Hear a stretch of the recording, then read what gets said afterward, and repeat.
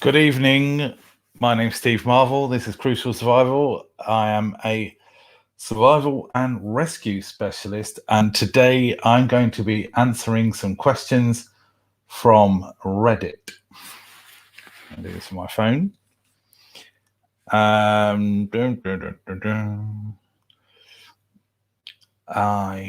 There is a survival subreddit, and so what I've done is I've searched for in the subreddit, how do I?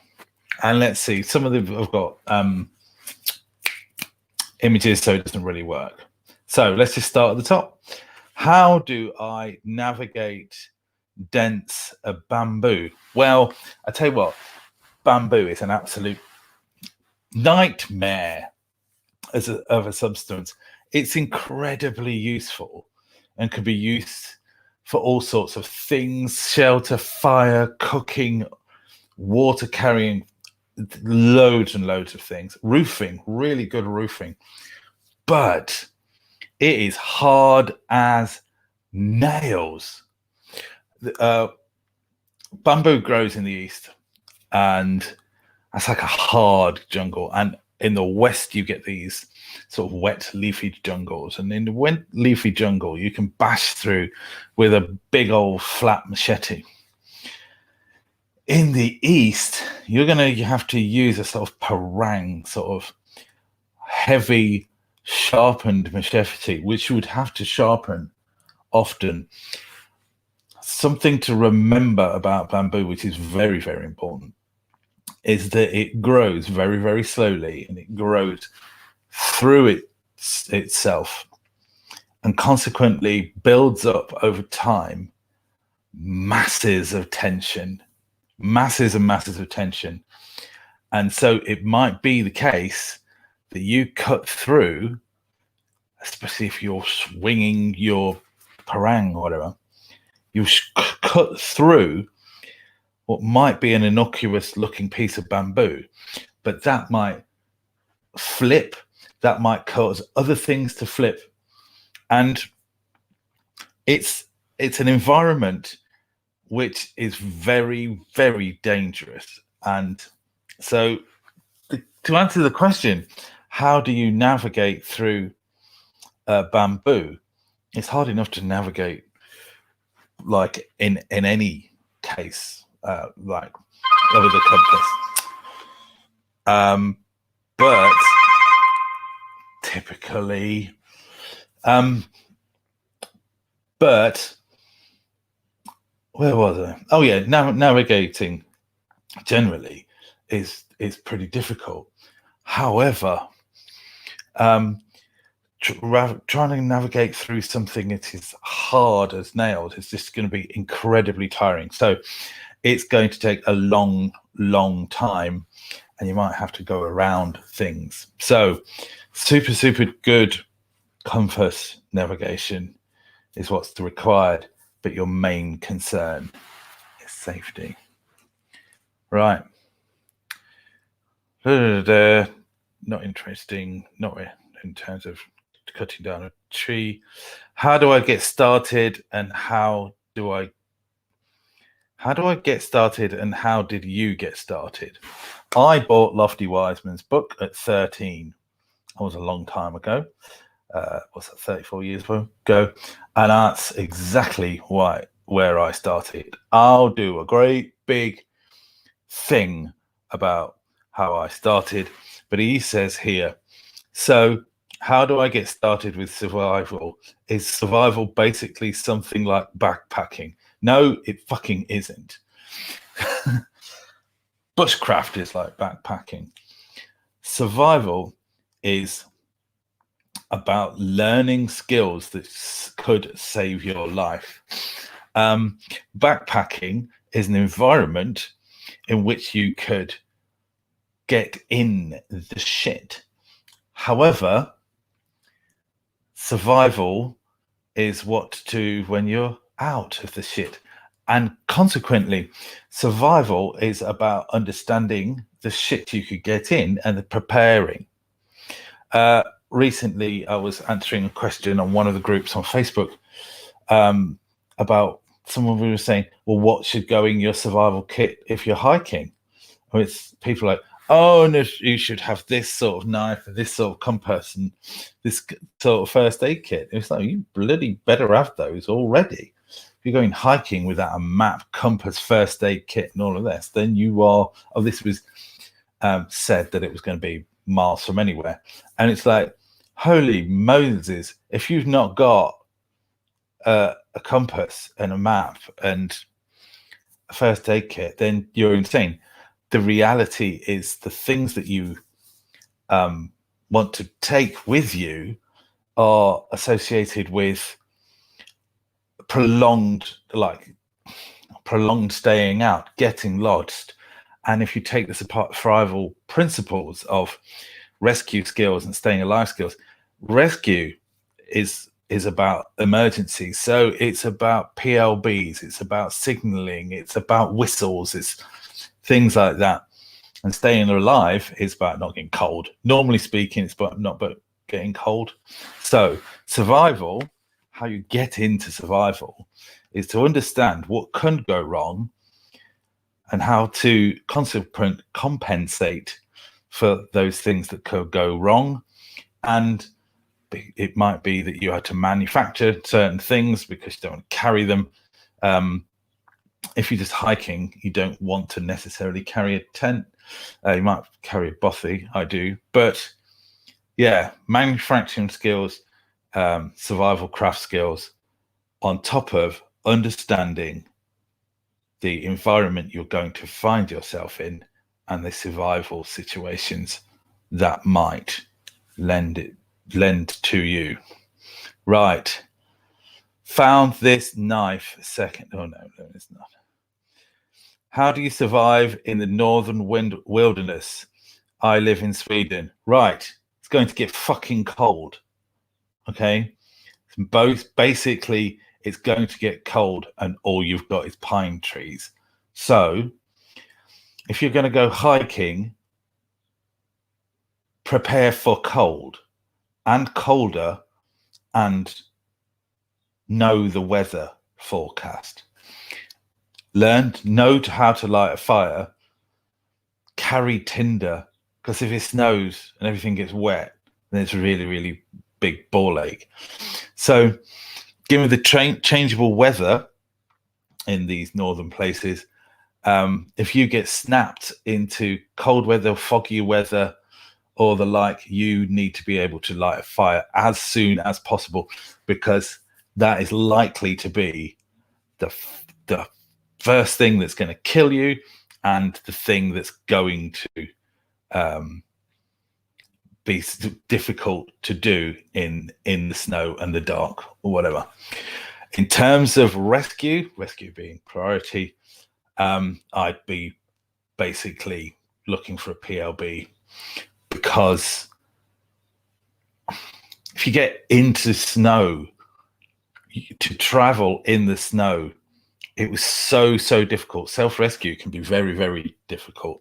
So you want to be rescued, and you want to be rescued now, if you don't mind awfully.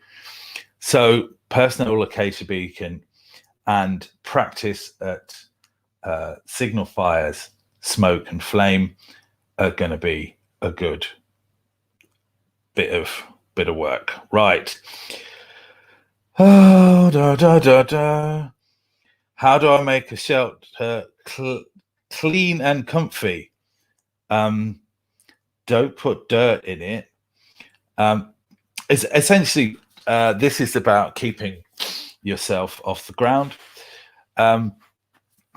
If you've had a tent, you will know that you just get this boggy horribleness outside the tent. When you take your shoes off, you're pretty much all right. But going in and out with shoes on, which is a normal thing to do in a shelter, you're just going to get the place muddy. So if you think about farmhouse has got this room in which you need to get your boots off. So it's all about being strict Your arse is unlikely to be muddy, so it's okay. You're allowed to sit down, but you're not allowed to sit down cross-legged with your boots all muddy. So it's a little bit of forethought about the fact that you're going to make mud a thing, and you want to try and work out how to not get that to spread. You could put some things, leaves, etc., on there.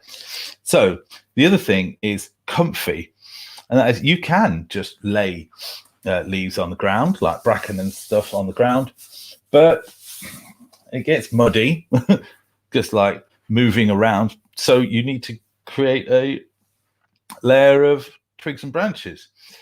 However, that can be a bit knobbly sometimes, and still cold because you're still to the ground. So the reality of what you need to do is you need to start with nice big. This is how you insulate yourself from the ground anyway. Create nice big branches crossed with smaller sticks and leaves off lawn. You've now got about this much space. You can sit up from there. You're not going to get your boots on there, and that's how you create a clean and comfy shelter. How do I find a good, reputable survival school? Don't believe the hype. That's how. Marketing. People are very, very good at marketing. There's a lot of crap in the world that's marketed really, really well. I'm not saying that all the things that are marketed really well are crap, but there's a great deal of crap. Now, the problem with the reputation of survival schools is that most people only go on one survival course, and they think it's great because it's something they've not done, especially city dwellers. They'll go into the woods, they'll make a shelter, they make a fire, they eat fish, and they think it's amazing. But most people can do that, provide that level of tuition. What people can't do is provide tuition against experience. It's very, very difficult because that school, if that school is very good at pumping out their comments, if you like, give us a comment, if it's just something that people haven't done, then they're going to think it's great. I've got a great comment on my website or Yale, I can't remember. It's from somebody who's been on 2 courses, and they thought my course was amazing compared to the first course. And that's because I've got lots of experience. That's because I've got a background in rescue. I've got experience outdoors. I've been trained outdoors, and I've been teaching outdoors for years. I really know what I'm talking about. I don't believe the hype. I research things. So how do you find a good survival school? You really have to find one. You have to research the survival instructors, and that's you've got things like Bear Grylls Survival Academy, but the reality is these guys, a lot of them have only just been taught how to teach. Some people, it's another thing that's a problem, is some people know things but they don't know how to teach. I did 5 years teaching in school. I've done training within the RNLI, obviously, since I've been teaching outdoors, and I'm blowing my own trumpet, I know, but these are things you need to ask about the survival school. If it was my school and you came to me and you said, I would like to know about my instructors, because it might not be me. I am at the moment only one person in assistance, but it might be that the tutor that you have might be a noob. There is a particularly big survival school company in the UK that trains survival instructors and then puts them to work, and that's not how it works. It really isn't. So understanding that, though it might be a great school, because some of the tutors are very good, the tutor that you might get is not. So how do I find a good school? That's one thing. How do I find a good course strokes teacher is another. You need to know and trust the person that is teaching, and you have to be prepared to go to more than one, and you need to research these people by, say, watching my videos, watching videos of different survival instructors and schools. And yeah, the answer to the question is research. I'm going to do one more. How do I make my backpack stay quiet? That is a hiking prep question, and that is about packing. Seeds in your socks. God, seeds in your socks. That's a real pain in the bum. How do I get good at camouflaging my tent in the forest? Buy a green one.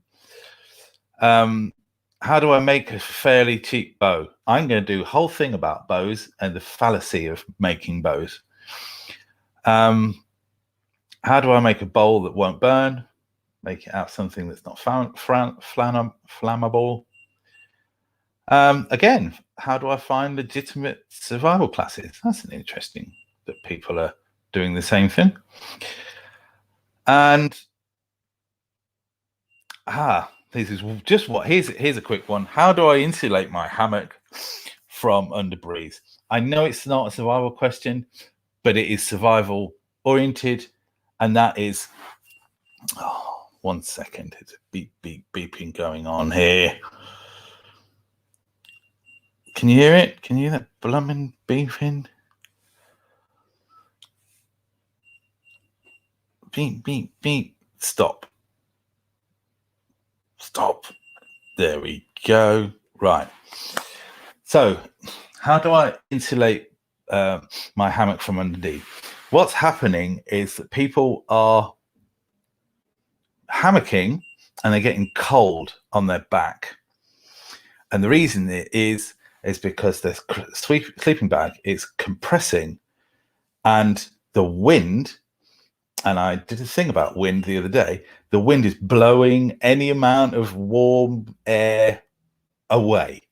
So they're conducting all of their heat to the air. And the answer to the question is more insulation, where insulation is defined as not compressed anything, because insulation is about air and trapped air. So there are two ways of doing it. One is within the hammock, is you put something that is aerated, like your kip mat, and the other is to have something under the hammock. They call it an under blanket, in fact, which is insulated and is not compressed. So you need the air, so you can take any old fluffy thing on underneath, and the alternative is to put something that's insulating on the top. And I've done talks about insulation before. I'll do them again, no doubt, but that is the answer. And so there are all of my Reddit answers for today. I'll do them again if everybody likes me doing Reddit, Stack Exchange, whatever it might be. Or if you have questions of your own, then pop them in the comments and I will endeavor to answer them for you. In fact, I will answer them for you. I'm creating my own subreddit. It will be a subreddit of Crucial Survival, where I will ask and answer any question that you have, and here in comments and on Facebook and on YouTube. or directly if you like. Or there's men. Just find me and I'll answer your question. I'll do videos about things if required. And so until next time, I shall speak to you soon. Cheers. Bye. Oh, bloody thing. Maybe I'll stay here for a while.